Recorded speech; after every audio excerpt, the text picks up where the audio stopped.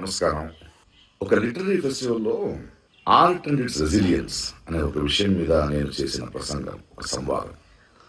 దాని నుంచి కొన్ని మాటల్ని మాత్రం తీసుకుని దాన్ని వక్రీకరించి నేనేదో అవతార పురుషుడు శ్రీరాముడిని ఏటకారం చేశానని, హిందూ ధర్మాన్ని హర్ట్ చేసే ఫీలింగ్స్ ఇచ్చానని కొందరు ఊగుతున్నారు. అన్ని ధర్మాన్ని అందరినీ ప్రేమించే నాకు అవసరమైతే లేదు.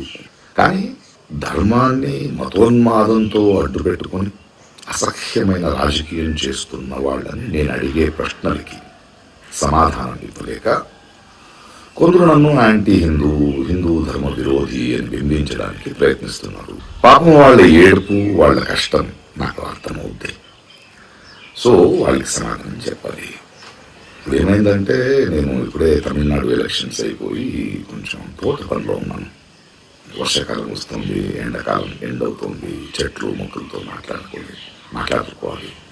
సో ఆ పనిలో ఉన్నాను, త్వరలో వస్తాను.